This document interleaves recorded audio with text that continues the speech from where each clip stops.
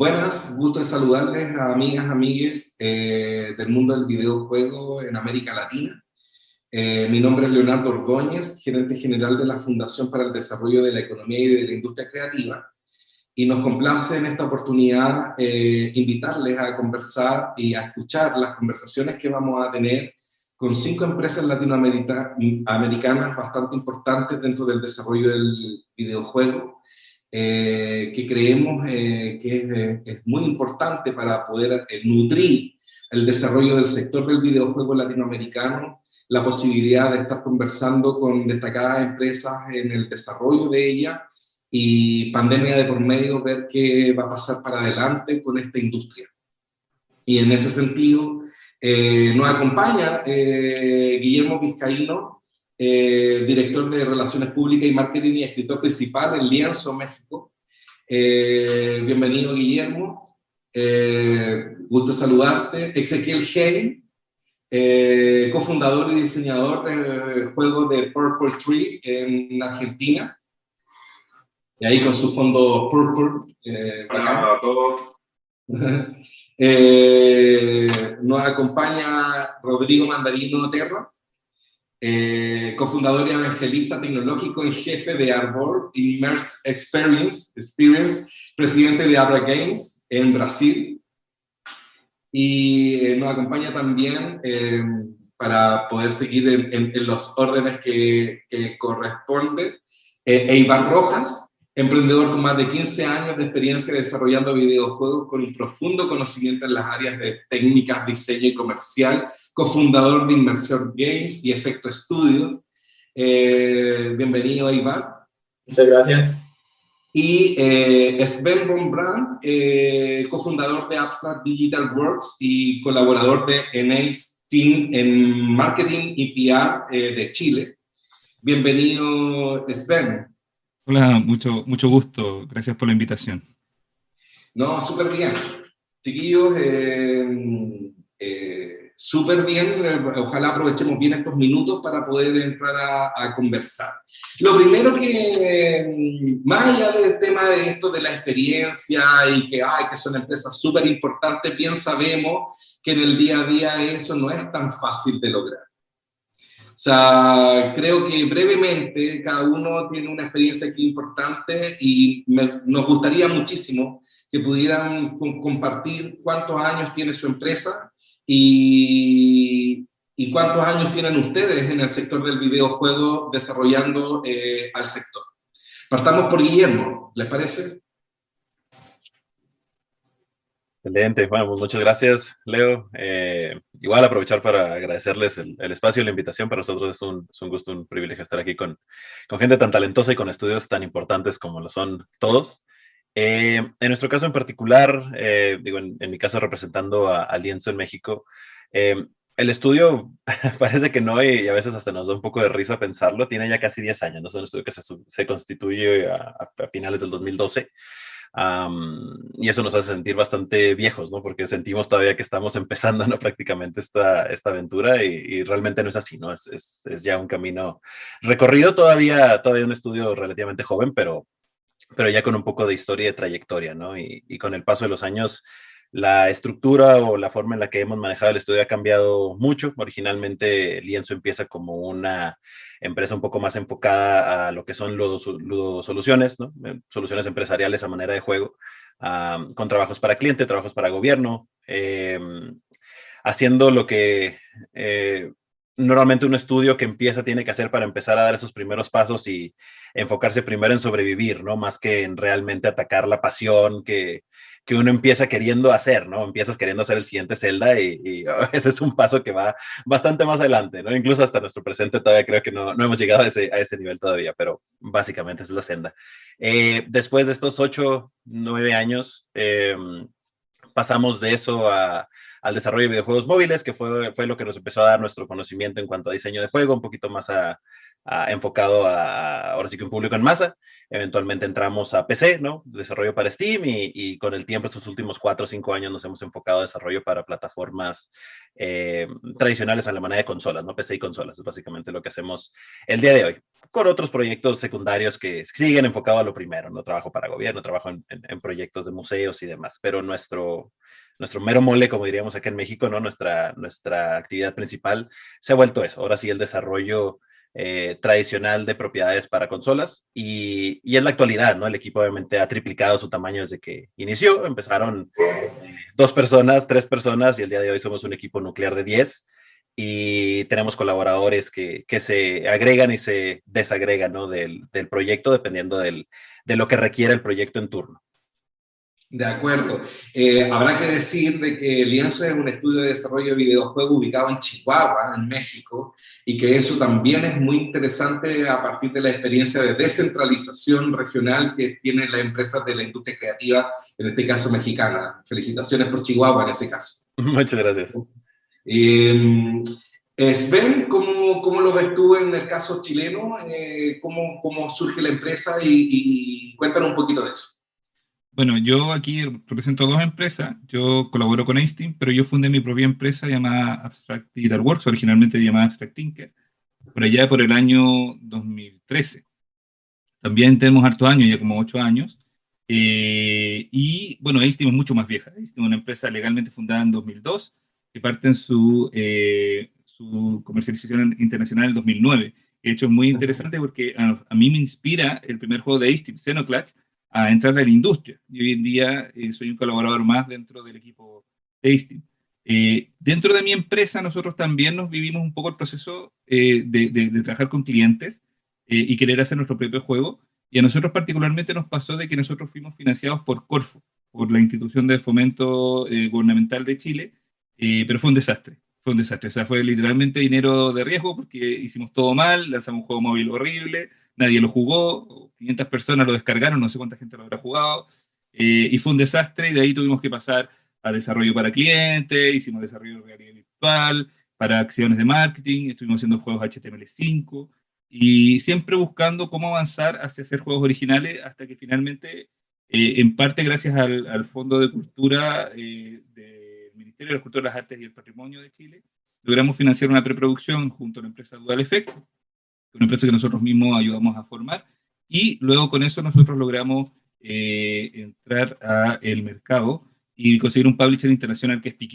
Y eso fue como nosotros logramos hace 2 años y medio más o menos iniciar el camino hacia Tormented Souls, que es como, entre comillas, nuestro juego debut. O sea, la gente nos pregunta, ¿cómo lo hicieron bien a la primera? Bueno, con 8 años de experiencia antes de hacer la primera. Y luego... Claro, por supuesto. Y claro. ahí, desde esa primera vez hasta ahora, ¿cuántos trabajadores tienen hoy? ¿Con cuántos iniciaron? Sí, hoy nosotros en Abstract somos alrededor de 10 personas y en el caso de, bueno, nosotros, y en el caso de Einstein es un estudio que es más grande, ¿no? Como llegando a las 20 personas. Y también quería comentar de que empiezo a trabajar con Einstein yo en el 2017 con el lanzamiento de Rock of Ages 2, que fue uno de los juegos más exitosos de ellos. Y día, bueno, trabajando con ellos con Eternal Cylinder, que lanzó ahora hace poco también. Entonces, bueno, nosotros en Abstract, como les decía, somos como 10 personas, de las cuales no todos trabajamos así en Tormented Souls. Nosotros igual tenemos más líneas, hacemos más productos. Y comentar también que Dual Effect, que hoy día son alrededor de 3 personas, ellos llegaron a ser 5 personas durante el desarrollo. Esos son como más o menos los números. Bien. Y en el caso de ustedes, gracias Sven, en el caso tuyo, Rodrigo, ¿cómo ha sido el caso de cuántos trabajadores tiene la empresa? ¿Cómo partió desde que su inicio hasta ahora? Perfecto. Muchas gracias por invitarme aquí. Es que para mí contenido de videojuegos y en español y para todos de Latinoamérica es tan importante que yo hago un esfuerzo aquí para no hablar tanto portuñol o portugués acá. Pero... Quédate tranquilo, se entiende muy bien. Perfecto, tá bom. Muito obrigado. Árvore, nosotros empezamos con Árvore en 2017. Yo empecé como desarrollando videojuegos también en 2017. Entonces tenemos 4 años de vida, pero yo trabajaba en la industria de audiovisual. Entonces yo siempre trabajé mucho acerca de videojuegos y del audiovisual con proyectos con tecnología, nuevos medios, etc. Y cuando estaba trabajando en la televisión, en la tele, dirigiendo TV shows, había una cosa que para mí era muy importante, que es cuál es el próximo medio de comunicación, de computación y, claro, de videojuegos.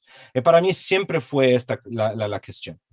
Y cuando en 2014 se empezó el comeback de la realidad virtual con los primeros kits de desarrollo, con el Oculus, que estaba en Kickstarter, estaba haciendo, estaba haciendo una gran promesa de ser finalmente el device comercial de realidad virtual. Me empecé a trabajar con realidad virtual, con videos 360 desde 2015, pero la interactividad me faltaba. Y yo trabajaba con proyectos de videojuego, con proyectos transmedia, y mi cámara, perdón, solo un minutito. Oh. Pero te escuchamos bien. ¿Se escucha bien? Ok. Sí. Bueno, yo empecé cuando yo trabajaba con proyectos transmedia, entonces con proyectos de televisión, con propiedad intelectual que se desarrollaba también en videojuegos, etc. Y todo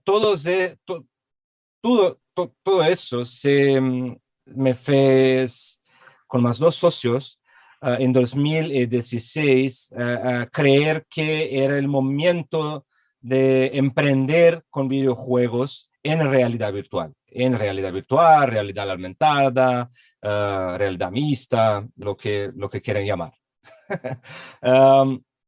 Y hacer esto en Brasil, en Latinoamérica, puede parecer una locura, porque necesitas estamos hablando de 2017, entonces la gente estaba empezando a tener alguna idea de qué estamos hablando, claro.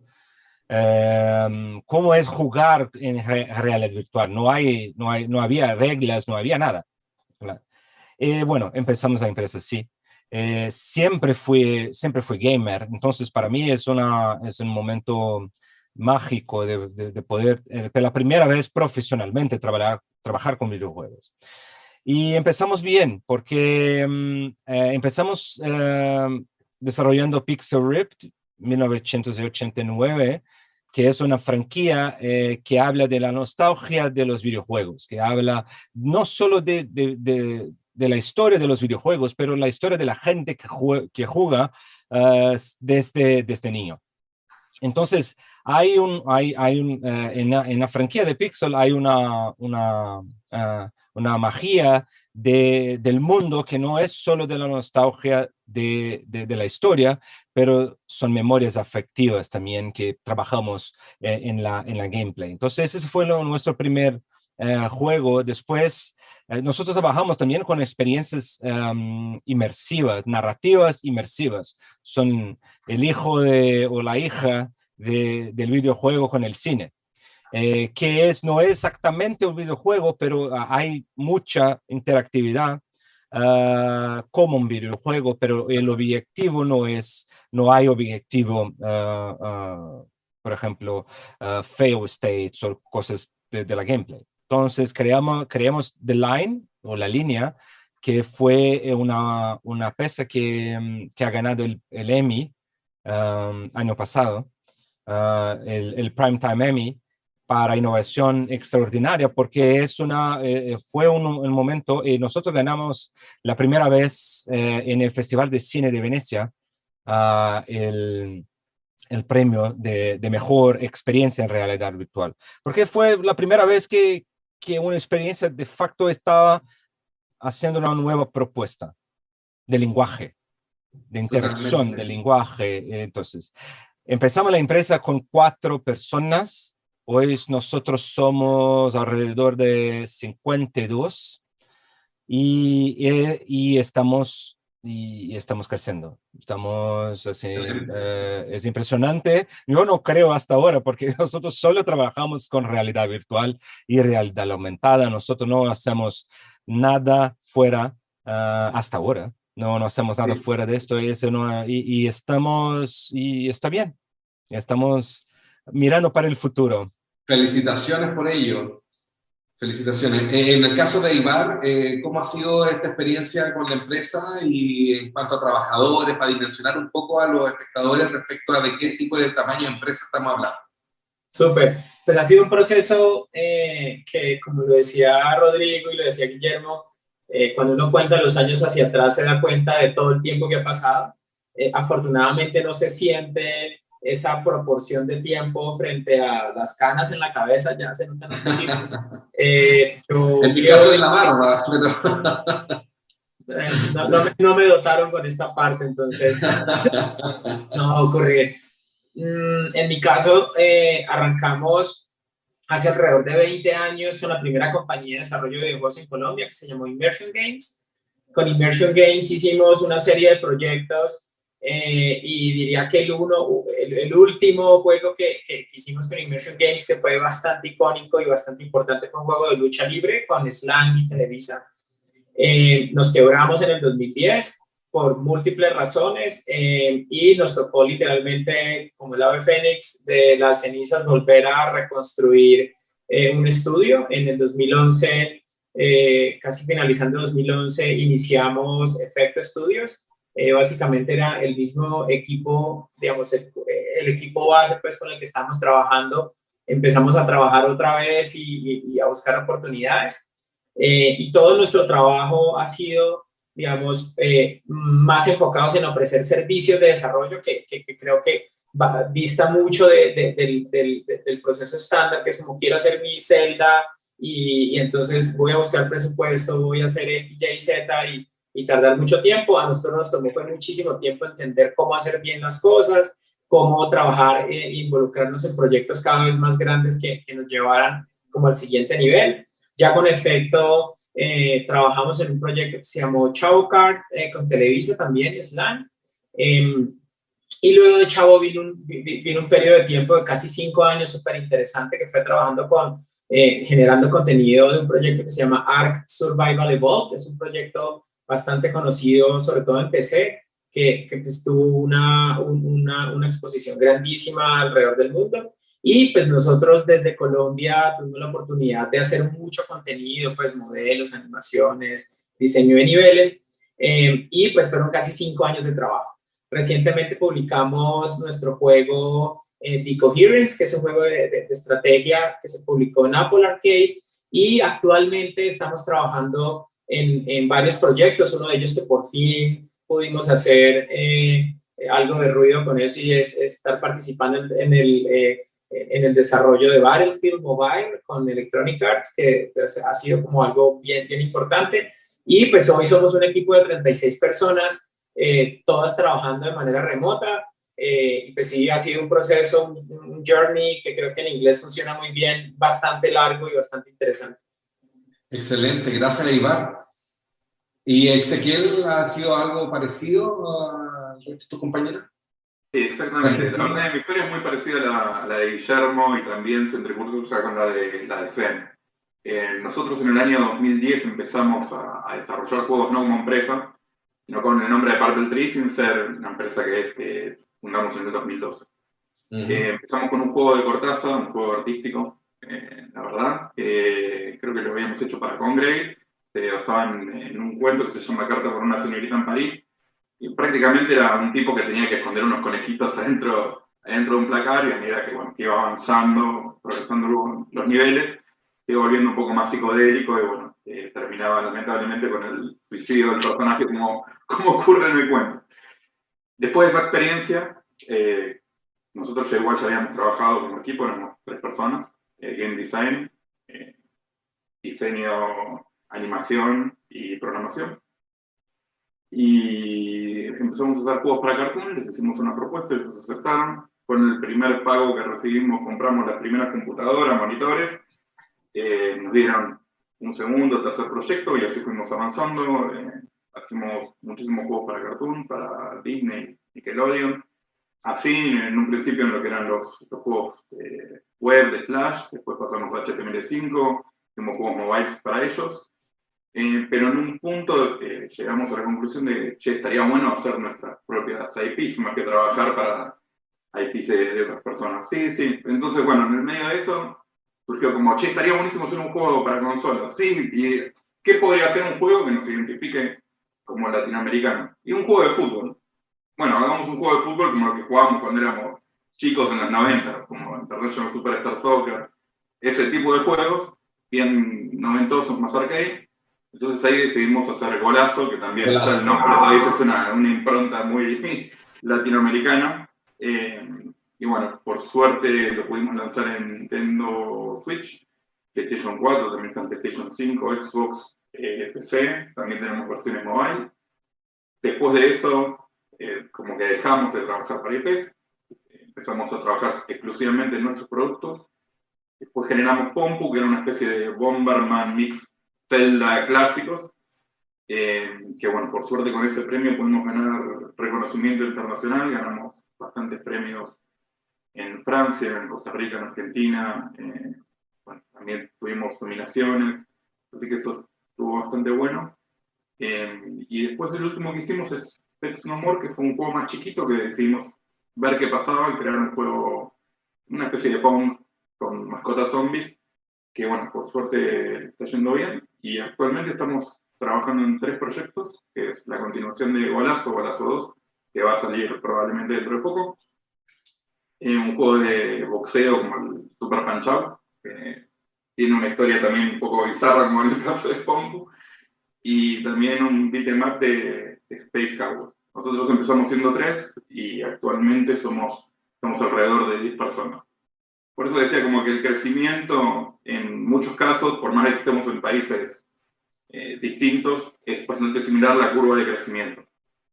Es que eso es muy interesante porque en definitiva cada uno de ustedes tiene algunos éxitos de ventas en la industria. O sea, creo que no hay que desconocer, por el caso de Lienzo Mulaka es uno de ellos, o bien el Hunter Legacy, que también es un buen avance. Tú lo acabas de nombrar, Ezequiel, Golazo o Pompu son buenas cosas, o el Rock of Ages, por nombrar algunos, ¿no? De Sí, tantos que se ofrecen, que se ofrecen para los consumidores, y allá vamos para allá, a los jugadores. ¿De dónde son estos jugadores? ¿Han pesquisado de dónde son? ¿En qué continentes se está considerando de una u otra manera este tipo de producciones que ustedes están desarrollando? Porque imagino que en otras partes del mundo hablarán del video latinoamericano, pero de ahí a que sepan si efectivamente es argentino o chileno, o brasilero, colombiano. ¿Cómo es esa relación que ustedes tienen y han construido con esos mercados? Sí, yo te respondo para continuar. Dale, paso la palabra. Yo creo que el mercado principal, por lo menos en nuestro caso, es Estados Unidos, Europa, y después es un mix entre Brasil y Argentina, la verdad. Por lo menos en el caso del juego de fútbol y en el caso de Pompu. Para entrar en los mercados asiáticos, necesitas un publisher, que es, por ejemplo, Japón, que sea japonés. Que obviamente se entra a ese mercado también, pero no tienen la misma cantidad de descargas que se tienen tanto en Europa como en Estados Unidos. Y otro tema respecto a lo que vos decís, no sé, voy a hablar por mi caso, no sé si pasa en los otros países, no sé si hay tanto conocimiento de que se hacen juegos nacionales, ya sea argentinos, brasileños, porque me ha pasado, qué sé yo, tener una conversación con un amigo, le digo, ¿qué estás jugando? No, me estoy jugando a Golazo. Le digo, ¿en serio? Tipo, ese juego lo hice yo, hablando con gente de secundaria. No te puedo creer, no sabía que se hacían juegos acá, o qué sé yo. No está acá Sandro, que es una persona que hizo el Horizon Chase, que es un juego brasileño. Porque no tienen noción de que es un juego de Brasil. Piensan que es un juego de Estados Unidos, o Cristales, que es un juego colombiano, también pasa. En el caso de Ace, que tienen un montón de juegos Chile que son AAA, por ahí no hay conocimiento de que se hacen en Chile o se hacen en Latinoamérica. Qué sé yo, Mulata también puede ser otro caso. Hay muchos juegos que se piensa y que se hacen o en Europa o en Estados Unidos, y si bien yo creo que en los últimos 3 años hay más conocimiento respecto a la industria local o latinoamericana, respecto a los desarrollos que se hacen, todavía creo que el core de consumidores no lo sabe. Y creo que si supiese que existen esta clase de juegos que se desarrollan, consumiría mucho más. No solamente por ser un soporte a lo que es la región, sino porque los juegos están buenos. Así que también eso pasa. Así de simple. Sí, es así de simple. Y Eso igual- es lo que yo tengo para decir. Paso la palabra, después me meto a cualquier cosa. Sí, por supuesto. Sven, Sí, yo quería comentarle que nos pasan dos cosas interesantes y aquí yo peco desde mi empresa y creo que todos pecamos lo mismo, que nuestros juegos salen en inglés principalmente y luego secundariamente en lenguaje latinoamericano. Si es que a veces se tiene su español España entregado por el publisher y nos pasa mucho de que nuestro mercado latinoamericano nosotros igual no llegamos a él. Siento yo. No solo lo siento, lo tengo en los números. O sea, los números lo demuestran, no llegamos a él y eso que dice Ezequiel es toda la razón. O sea, nadie sabe que somos chilenos y al revés. O sea, nosotros con Tormenta del Sol nos fue bien afuera y después nos llegó la entrevista en Chile. O sea, y eso que estamos financiados por el ministerio y uno pensaría que ellos se moverían a que nos hicieran alguna entrevista, a ver el resultado del producto y todo, pero pasa, por lo menos en Chile pasa mucho de que el desarrollo de la visibilidad de la industria local es débil. Y ahí de repente, yo personalmente creo que es un trabajo que tiene que venir tanto de lo público como de lo privado, el poder resolver esa visibilidad, y sería mejor todavía si lo pudiéramos resolver a nivel latinoamericano, como ya tenemos juegos que son buenos, juegos que tienen como impacto mundial, creo que sería más viable. Ahora, de que hay que hacer un esfuerzo, hay que invertir lucas en eso, hay que hacerlo, y por eso yo creo que no se ha hecho. Porque hoy día lo único que le interesa un poco es el privado, y ni mucho, porque uno dice, oye, si invierto $1.000 en Chile o invierto $1.000 en Europa, ¿dónde rinden mejor las lucas? Van a rendir mucho mejor en Europa. de acuerdo. Respecto a lo que decís, Sven, yo este año mismo creé el Latin Game Festival en Steam, de que se hizo un festival buscando a los desarrolladores latinoamericanos, por eso algunos por ahí me conocen por mails, con otros tuve oportunidad de hablar, que lo que se hizo justamente fue eso, ante la falencia, o lo que yo encontré, la falencia del conocimiento del público latino de los juegos latinoamericanos, fue armar un festival en Steam hablando con la gente de Valve para que lo destaque en Latinoamérica. Es un catálogo de los juegos más destacados de Latinoamérica, por un lado, en la homepage, y después cada juego que se lanzó, o por lo menos de los que yo me pude poner en contacto, por cada país. Y descubrí que la cantidad de juegos, creo que participaron más de 150 juegos, y me faltaban muchos juegos de Brasil, sé que me faltaron muchísimos. Sé que me faltaron juegos de Chile, sé que faltaron algunos desarrolladores de Uruguay, de Venezuela también, o sea, en México también me pasó. No pude alcanzar a todos, así que imagínate, 150 juegos, es una locura. Yo no pensé que habíamos llegado a ese número, ni siquiera. Yo digo, con suerte, tenemos 50 juegos. Entonces también fue una sorpresa grande. Y después también ver la cantidad de juegos más AAA o más cercanos al AA que hay y de éxitos de juegos indie, fue como, pará, hay un montón de cosas. De que digo, si yo estoy en la industria y no tenía ese conocimiento, por ahí sí, pero digo, fue un trabajo realmente, no quiero imaginarme para lo que es un usuario común. Totalmente. Sí, no, y ojo, yo aquí también quiero comentar que nosotros estamos haciendo un programa en Twitch justamente para empezar a culturizar a la gente, pero obviamente da poquito, o sea, nos ven, tenemos 180 seguidores, 190 seguidores, una cosa así, bueno, más, va creciendo. Y efectivamente, incluso los fanáticos, también soy académico en la carrera de Ingeniería en Desarrollo de Juegos y Realidad Virtual. Ni siquiera nuestros alumnos conocen los juegos latinoamericanos. En la Universidad de Talca, ¿no? En la Universidad de Talca. Entonces, y ni siquiera los alumnos conocen los juegos. O sea, estamos hablando de los fanáticos que ya decidieron hacer juegos, ni ellos conocen los juegos. Entonces, lo que tú dices, Ezequiel, es tal cual y hay mucho camino por recorrer. Ahora, yo aquí siempre digo que esto tiene un poco que ver con que en algún momento, yo no voy a decir qué empresa, porque tenemos buenas relaciones con ellos ahora, pero yo mandé un correo a una empresa diciéndole, oye, me gustaría desarrollar mis juegos para tu empresa. Me dijeron, perfecto, mándanos tus datos y todo. Y cuando los envié me dijeron, ah, pero no trabajamos con latino. ¿Ya? En correo formal, oficial, no trabajamos con latino. Y yo ahí tenía los productos de esa empresa y decía, qué raro, aceptan mi dinero, pero no mis productos. ¿Ah?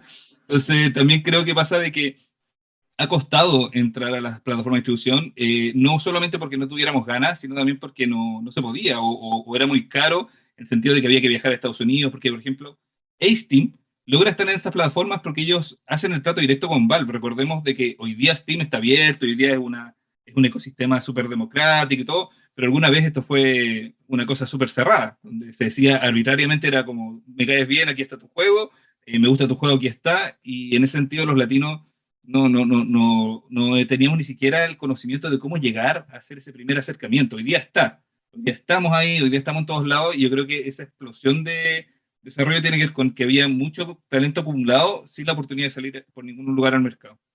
¿Ustedes han definido para sus empresas un modelo de negocio como tal o ha sido intuición? ¿Lo ha llevado la fuerza del primer éxito del videojuego? ¿Lo ha llevado a seguir avanzando sin ninguna estrategia detrás?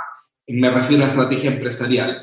¿Cuánto ha sido de intuición y cuánto ha sido de diseño de un modelo de negocio? Rodrigo, Guillermo, Eibar. Bueno, hablando un poco de las dos preguntas, nosotros, bueno, siempre cuando arrancamos con el estudio, nosotros sabíamos que Latinoamérica no sería un mercado en potencial para arrancar la compañía. Nosotros estábamos pensando siempre en los Estados Unidos, en algunos países de Europa, y mismo Asia fue algo que empezó después. Está empezando. Nuestro mayor mercado hoy es los Estados Unidos y después Reino Unido y algunos países de Europa y después el resto del mundo. Brasil no es diferente, Chile, Argentina, Colombia, Perú y todos aquí de Latinoamérica, México, vienen atrás también. Brasil no representa casi nada en nuestro modelo de revenue. Y es para nosotros es un sentimiento un poco raro bueno, estamos acá, estamos haciendo un juego, estamos haciendo juegos que traen nuestro DNA de brasileros, de latinoamericanos. Nosotros intentamos siempre poner elementos de nuestra cultura, bueno, de las ciudades que habitamos acá, de la cultura brasilera, algo. Y en historias, en un gameplay, algo que sea universal. Y bueno, la gente no sabe que hacemos juegos acá en Brasil de realidad virtual y realidad aumentada. La gente no lo sabe. ¿No? Siempre en los trailers que lanzamos en YouTube, siempre hay alguien que hace un comentario como, no, una compañía brasilera, ¿cómo así? No sabía que en Brasil también había gente haciendo juegos de esta manera o algo así, así. Entonces hay un desconocimiento generalizado de que nosotros acá en Latinoamérica podemos decir los títulos indie y los triple A's de forma igual a cualquier otro país del mundo. Y esto refleja en nuestro modelo de negocio. Entonces tenemos que mirar para afuera primero, porque la gente, bueno, para comprar un headset hoy está carísimo con el dólar, como está acá en la región, claro. Entonces está más barato afuera, entonces en Estados Unidos, Europa, etcétera. Y claro, entonces necesitamos hacer los juegos mirando este público sin dejar nuestro DNA de lado y hacer generalizaciones de juegos que son clásicos o clásicos, yo digo, con un pensamiento solo americano, solo cosas que ya vimos a 30 años, solo japoneses, etc.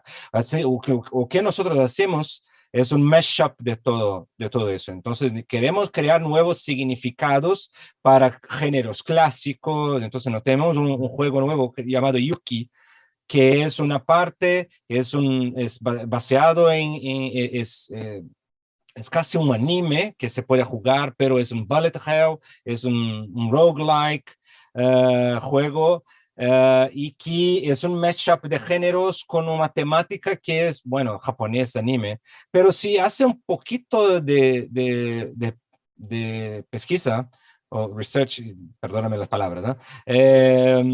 Sabes que en Brasil, en São Paulo principalmente, en algunas ciudades de Brasil y algunas ciudades de Latinoamérica, la influencia japonesa es más fuerte que en el resto del mundo y hay más japoneses acá en São Paulo que en Japón entero, ¿sabes? Entonces, hay algunas cosas que hacen parte de nuestra cultura, por ejemplo, como de São Paulo o de Mato Grosso, Cuiabá, o del Brasil central, que son parte de nuestra cultura también. Es que no solo tenemos solo indios, es solo floresta amazónica, no, samba, etcétera, ¿no? O sea, hay mucha más riqueza en la diversidad de los elementos culturales que tenemos acá en Brasil y en Latinoamérica que se puede tener en un juego. Y la gente busca diversidad hoy en el mundo. Eso, La eso gente busca es una contenido tremenda, diverso. ese es como que deberíamos destacarlo como una oportunidad que ofrece la región latinoamericana en la Sí, industria, sí, es sí. un sello diferenciador de la industria. No solo en el videojuego, pero en el caso particular del videojuego, claramente es un sello diferenciador. ¿Estás de acuerdo, Guillermo? Iván, ¿pasan situaciones similares? Sí, completamente, completamente. Al menos en nuestro caso, digo, me da risa ver que es básicamente la misma situación, ¿no? O sea, realmente creo que vivimos un montón, un millar de paralelos, tanto en búsqueda de audiencia como en la manera en la que podemos aprovechar muchas de estas. Digo, y yo qué digo, ¿no? Digo, Mulaka, Aztec son básicamente juegos que hacen esto, ¿no? Buscar narrativas únicas que nos funcionen como propuesta de valor, ¿no? Que nos funcionen como el diferenciador que hace nuestros productos diferentes, ¿no? Que hace nuestros productos llamativos. Y siguiendo la misma fórmula, ¿no? O sea, nosotros apuntamos nuestros productos a un público que no es el público local. Y eso, como preguntabas ahorita, ¿no? Eso viene a partir de las enseñanzas que nos han dejado ya nuestros títulos pasados, en nuestro caso en particular, igual como decía, ¿no? Nuestro primer mercado es Estados Unidos y Canadá, y luego se pasa a Inglaterra, España, Francia, Alemania, Rusia por alguna razón, y entonces viene a México, ¿no? Y es particularmente México porque hacemos básicamente temática mexicana, ¿no? Pero en general pueblos latinoamericanos están más o menos en los mismos porcentajes y son mínimos, ¿no? En lo que nos representa a nosotros de revenue. De cualquier forma, no podemos dejar de atacarlos. Primero porque obviamente hay un cierto aspecto nacional, ¿no? El patriotismo y el nacionalismo que nos mueve y que nos define también como latinos, pero también porque hemos descubierto, al menos nosotros, que el público de la audiencia latina es muy apasionada. La pasión es como uno de los valores que yo pondría ahora sí que en el top of mind cuando hablamos de comunidad latina, y eso puede ser tanto bueno como malo, ¿no? O sea, todo lo que queremos, todo lo que nos gusta. Ahorita hablamos de fútbol, ¿no? Antes de empezar el panel, pero lo que nos gusta nos ponemos la camisa, ¿no? La playera y lo gritamos y lo defendemos, y lo que no nos gusta lo apedreamos y lo odiamos y lo aborrecemos, ¿no? Y a nosotros, en nuestro caso, nos ha tocado estar de ambos lados de la balanza, ¿no? Mencionabas Hunter's Legacy en un principio y lo uno mucho a algo que mencionaba Sven. Para nosotros, Hunter's Legacy cuando salió en inglés nada más. Y ese fue el peor error que pudimos hacer, porque el público latino se nos vino encima, todos. Porque ¿cómo es posible, no? Un juego mexicano que no está en español. Y a partir de ahí es donde empezamos a meter campañas mucho más agresivas en español para nuestros juegos, empezamos a hacer localización ya en paralelo junto con el desarrollo para salir siempre en español también, a pesar de que quizá la audiencia no va a ser tan receptiva, ¿no? Al momento de la salida, pero sí nos afecta al momento del mercadeo, ¿no? O sea, cuando estamos hablando ya de marketing pre-lanzamiento, ahí sí hay una afectación porque el público mueve mucho, ¿no? Y entonces mejor apostamos por evangelizar y entonces generar movimiento a través de la comunidad, más que esperar venta, ¿no? O sea, es una herramienta un poquito diferente y se amasa de una manera similar, pero se mide muy distinto. Y creo que ese es así como de los aprendizajes principales, ¿no? Que aprendimos con esos últimos dos juegos que nos han dado yo creo que la mayoría de nuestros conocimientos, ¿no? Estos últimos dos juegos han durado 6 años, ¿no? En cuanto ¿Y a eso les obligó a redefinir el modelo de negocio como el tal? modelo de negocio no tanto, porque el modelo siempre ha sido, por lo menos en nuestro caso, el mismo, ¿no? Desde que empezamos 2016 en adelante, esta tirada por consola sigue siendo el modelo premium tradicional, ¿no? O sea, realmente no hemos cambiado. Pero sí la manera en la que lo abordamos quizá, ¿no? O en las estrategias que utilizamos para atacarlo, pero en su base sigue siendo un modelo premium, que es lo que nos ha funcionado, porque sabemos que el tipo de diseño que necesitas para otros modelos es distinto, requiere una experiencia distinta, requiere un aprendizaje distinto, y tendemos a divergir, ¿no? Aprovechamos la experiencia que ya tenemos en vez de empezar de cero a querer diseñar para retención si estás haciendo algo móvil o diseñar algo para, obviamente, realidad mixta aumentada, que es muy diferente a lo que conocemos. Mejor quedarnos con esa masa, ¿no? De conocimiento que ya tenemos. ¿Y desde Colombia, Aymar, cómo ha sido esto?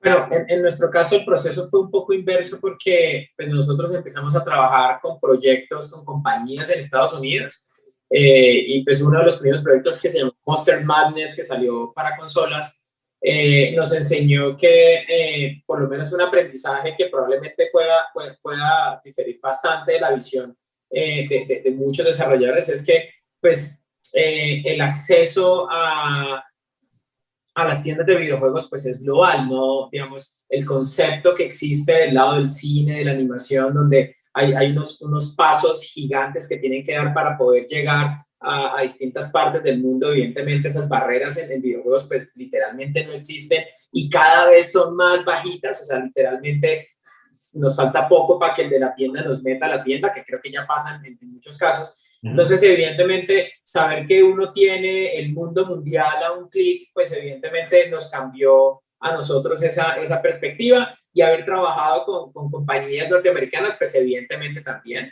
Y también entender que para nosotros fue, digamos, un tanto triste en cierto sentido, pero también es una realidad, y es que como pasa en el cine, eso, entras a ver Avengers o entras a ver el laberinto de no sé qué. Y pues evidentemente pues estamos compitiendo con el mundo mundial y al principio nos parecía un poco frustrante no poder mostrarle a la gente qué era lo que se hacía en Colombia o incluso en Latinoamérica, y terminamos entendiendo que Latinoamérica es un consumidor de producto occidental norteamericano digamos, por inercia, lo podría decir, y a partir de ahí se establecen unos estándares o unos criterios de jugador que dice, mire, yo solo juego esto, juego lo otro. Nos sorprendió, ayer hicimos un anuncio que estamos trabajando en Battlefield, por ejemplo, y todo el mundo, wow, esto es increíble, esto es impresionante, pero digamos, y pues literalmente estamos haciendo parte de un equipo muy grande, y cuando salimos en Apple Arcade, que la distribución, no sé cuántos dispositivos tenga Apple, pero el juego llegó a los 800 millones de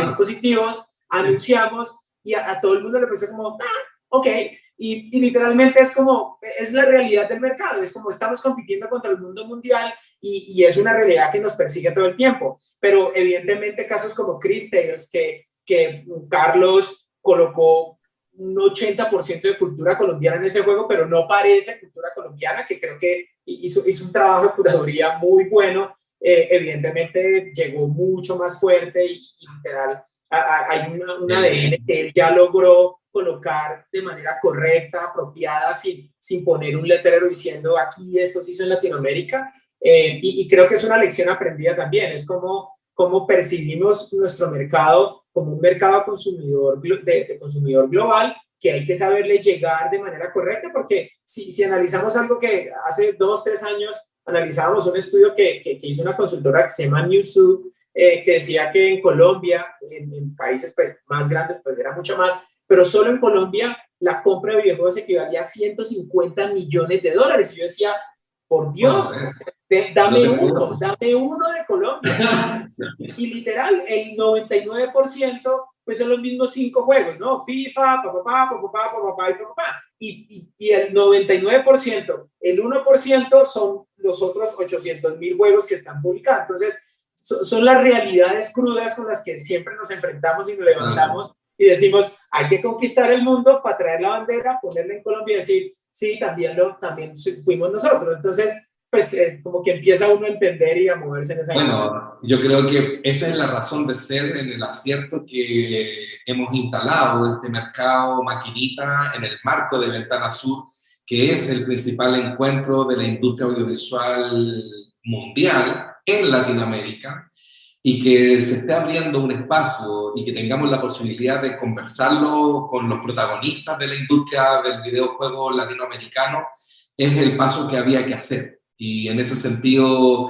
en esta primera versión, celebremos que estamos conversando de ello, para mirar de mejor manera el futuro y poner en valor la industria del videojuego latinoamericano y ayudarles no solamente a ustedes, sino que a un montón de personas, chicas, chicos, chiques que vienen detrás y que están inspirándose en lo que ustedes están hablando, en esto de la inspiración de la base cultural de América Latina, que es fuerte para poder generar desarrollo, que pareciera ser de que le llama la atención a Europa, le llama la atención a Asia, le llama la atención a Norteamérica, y que lo están consumiendo. Esa es la realidad que estamos viviendo, y que de una u otra manera, que llegue después de vuelta, como dice Ibar, va a ser una vez que ya se comience a desarrollar. Como nos estamos acercando al final, porque ha pasado tan rápido todo, vamos a hacer un ejercicio sin repetir ni equivocarse.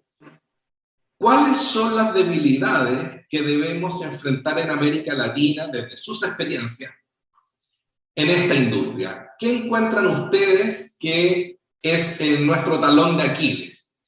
Y la idea es que, como tenemos 5 expositores, que cada uno diga uno distinto, de tal manera de generar un sentido de grupo respecto a esta foto que tenemos que sacarle al sector para ver desde dónde podemos hacer para irlas mejorando. ¿Se entiende? Se entiende. ¿Puedo partir aprovechando que quiero enlazarlo con lo que estaba hablando Iván? Vale, súper bien. ¿Cuál es la debilidad que encuentra Sven en la industria del videojuego chileno y latinoamericano? Yo creo que tenemos 2 debilidades naturales, que primero no hablamos inglés nativamente y nuestra culturización de hablar inglés es pésima. No lo digo por mí ni por los que estamos acá, posiblemente nosotros tuvimos la suerte de tener una exposición en inglés mucho mejor que nuestros compatriotas, pero eso significa de que tenemos una barrera idiomática y cultural tremenda. Y por otro lado, nuestro mercado local, como ya decía Eibar, está enfocado en comprar cosas extranjeras, y como por qué, y sumando a esto, creo que también tiene que ver con que nuestros gobiernos, nuestros países se dieron cuenta tarde, o mejor dicho, no solo se dieron cuenta, sino que es un poco como lo que pasa en el cine. En Chile por lo menos pasa, y creo que pasa en toda América Latina, las grandes salas de cine son controladas por multinacionales, y obviamente el contenido que está ahí es contenido multinacional, no hay ninguna estrategia de desarrollo cultural local, hay, pero son muy leves, y la verdad es que nos quedamos abajo del vagón de la cultura. ¿Ya? Eso es algo que nos quedamos abajo durante años, y ahora como que nos dimos cuenta y dijimos, oye, ¿sabes qué? Está súper interesante, podemos distribuir más barato y todo, está digital, y estamos sin desarrollo. Y en ese sentido yo siento que falta una estrategia nacional de apoyo tanto del sector privado público por invertir con fuerza, especialmente pensando que, hablando de lo que decía Ibar, en Chile el consumo son de $240 millones al año. Y hoy día está llegando a los $300 millones al año. Y la industria chilena de videojuegos completa factura 10 millones. O sea, los puros impuestos que recauda Chile son alrededor de 4 veces más grandes o 6 veces más grandes de lo que factura la industria. O sea, Chile sin problema podría agarrar la mitad de esos impuestos y hacer crecer la industria de golpe, y sería maravilloso. Entonces yo creo que falta más eso, y también desarrollar audiencias. Eso. Gracias, Sven. Si puedo... ahí sin repetir ni equivocarse, Iván, dale, súmale otro pelo a la sopa. Nosotros, digamos, por tanto tiempo estar involucrados en desarrollo de juegos en Colombia, que evidentemente para todos Colombia hace 20 años era un estado fallido y bla, bla, bla, todo el cuento, empezamos a entender que mucha de la gestión que esperábamos del gobierno y que esperamos que el gobierno llegara y generara las condiciones ideales y generara los elementos ideales para que creciera la industria, pues nos dimos cuenta que pues, Colombia es un país realmente pobre y que literalmente cada centavo pues se queda entre la corrupción y no sé qué pasa por allá, pero pues no llega nada abajo por alguna razón.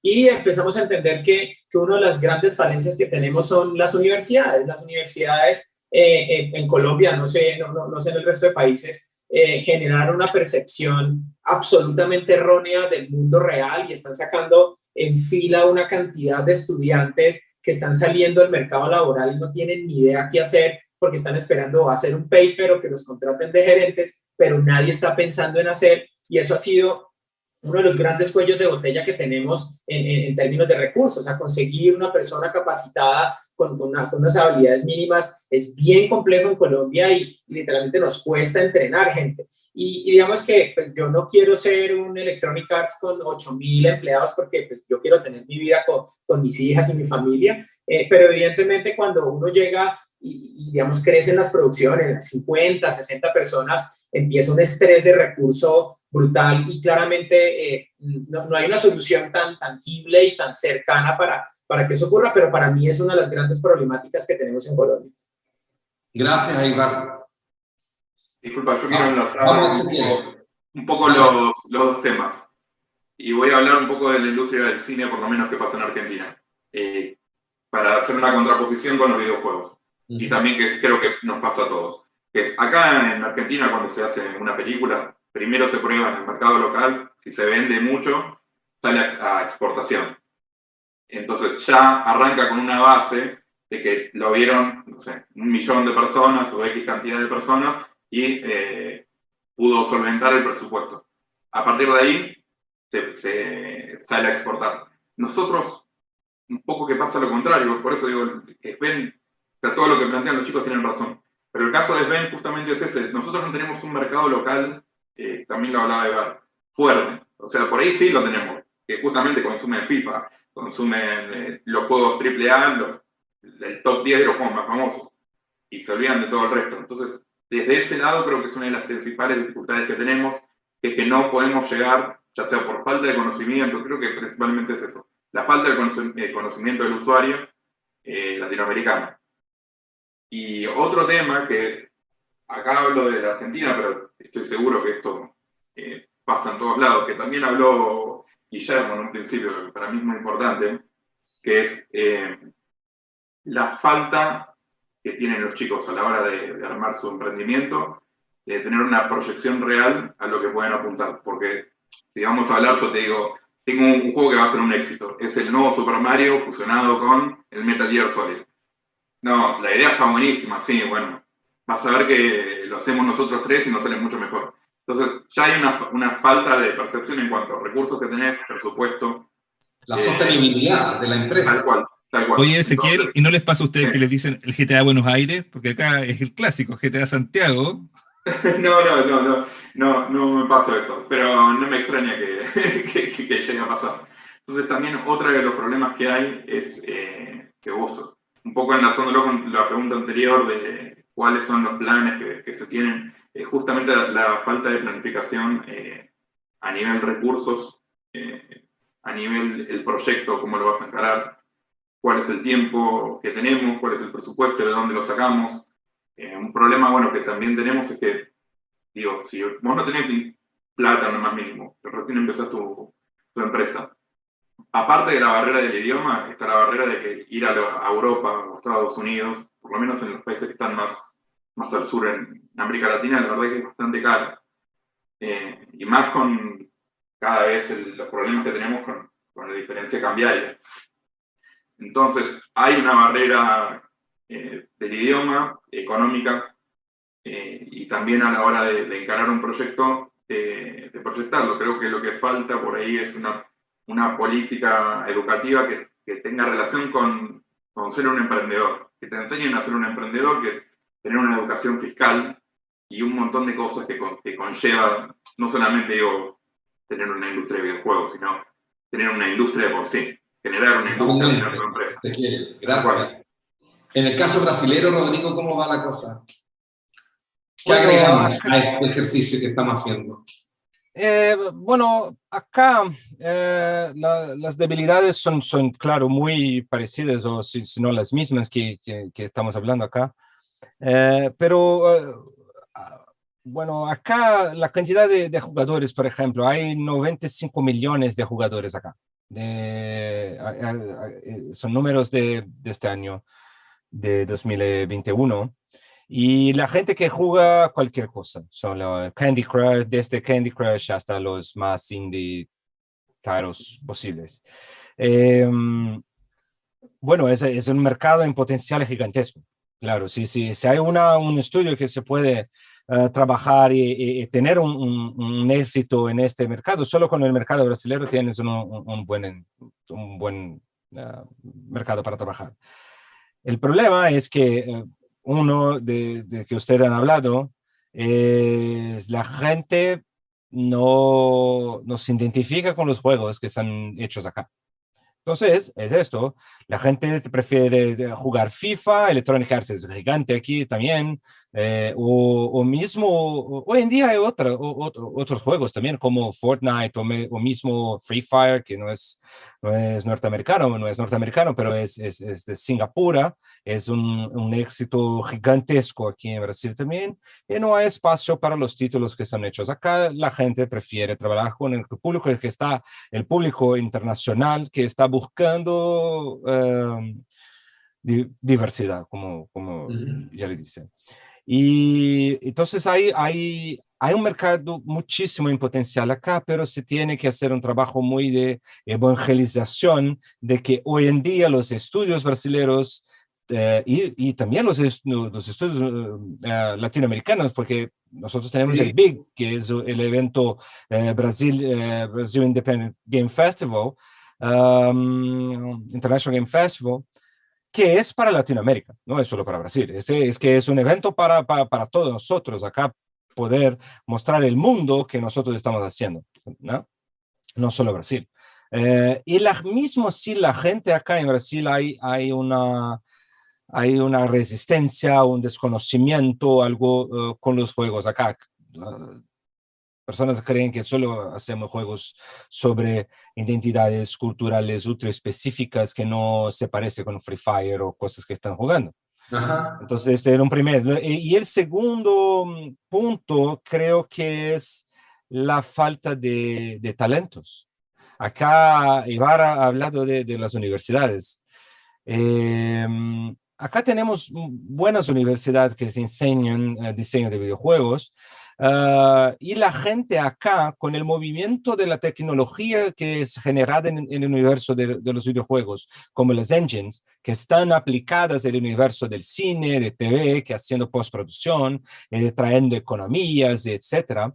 La gente también que ahora que está saliendo de la universidad tiene un nuevo campo de trabajo, que es no solo en videojuegos, pero trabajar también en audiovisual. Es el camino contrario.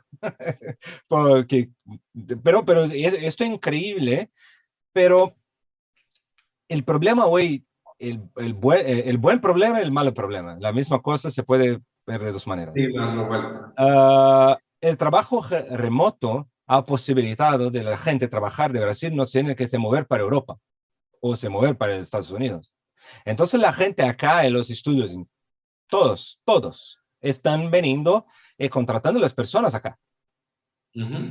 Y está haciendo una falta de talentos nacionales aquí que quieren trabajar en un estudio brasileño que está haciendo cosas para el mundo, pero la gente acá está empezando a trabajar, la gente senior o mismo en lideranza, de posiciones de lideranza, están yendo a trabajar en estudios que Reino Unido, etc. Entonces, la falta de talentos, no solo más gente empezando a trabajar con videojuegos, pero la gente que está acá con el dólar, con el euro, como está, es una batalla que nosotros tenemos que hacer. Eso genera un problema a la larga, claramente. Sí, seguro. Y por lo tanto, las nuevas demandas, los desafíos que está poniendo la pandemia obligan a tener que subir el estándar del talento. Exactamente, pero la gente, si hablas de remuneración de la plata, nosotros no tenemos cómo competir con EA, contratando, con Blizzard, con lo que quieras. No tenemos cómo competir, pero tenemos otras Muy cosas. Interesante. Gracias, Rodrigo. Por último, Guillermo, el último pelo a la sopa que aportar. Me la pusiste difícil, Leo, hasta el final y ya me robaron todas las ideas posibles. Fíjate que O que quieras profundizar en alguna de las no, me ideas. fui guardando justamente unas y yo me quiero ir a lo mejor un poquito más puntual y un poquito más específico al lado técnico, no tanto al alto Sí. nivel. Yo creo que, por lo menos a lo que me ha tocado ver, y quizá lo veo más porque básicamente pues, es el área que yo cumplo dentro de la empresa, o una de las áreas que cumplo, es la aplicación o la implementación de a veces conceptos de marketing muy básicos, ¿no? O sea, generalmente, sobre todo con estudios nuevos, básicamente lo que se hace es que se tiene dos roles, ¿no? El del artista y el del el rol técnico y se intenta hacer un juego con esos dos roles, ¿no? Y llega tarde el aprendizaje de la importancia que tiene también el revisar otros aspectos como lo puede ser marketing, ¿no? Yo me voy muy directo a conceptos muy básicos, como lo es desde el inicio branding, ¿no? Branding, naming, Sí, claro. análisis de competencia, que lo que pasa, o lo que incluso a nosotros nos llegó a pasar, que desarrollamos un juego 1 año, 2 años, Dios no quiera 3 o 4 años,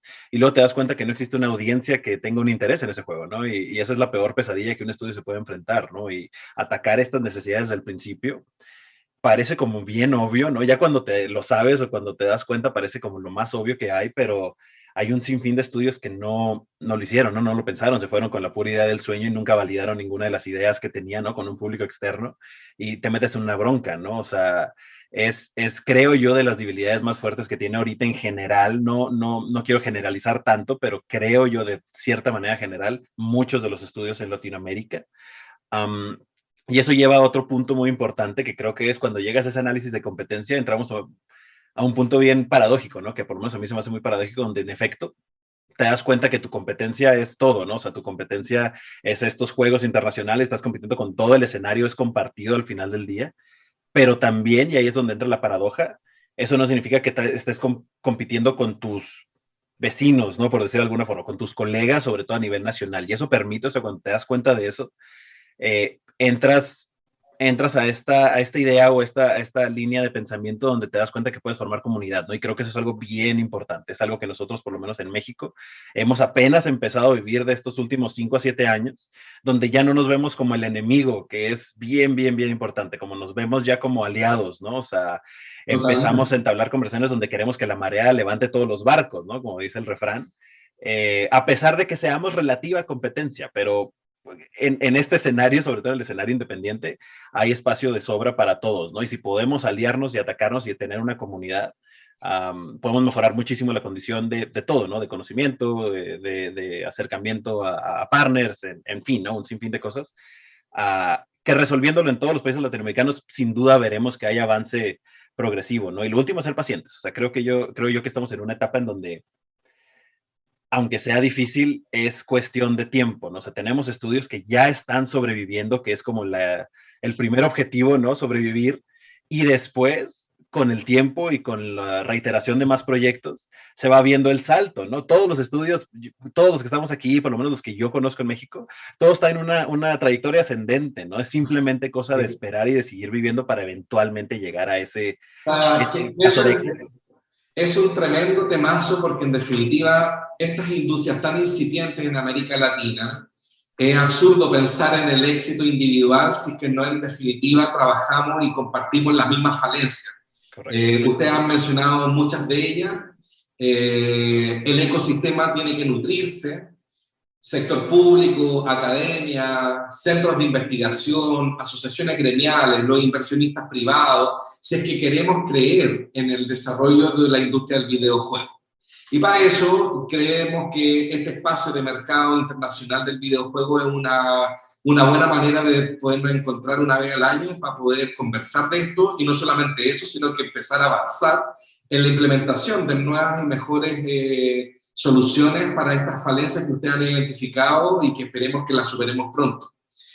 Pandemia de por medio es como el objetivo, para que podamos disfrutar de las muy buenas cosas que ustedes hacen y que se sumen más, de hecho, y que se sume mucho más gente, inclusive que se sumen mujeres y las diversidades al desarrollo de esta nueva forma de cómo producir en este sector de la industria creativa.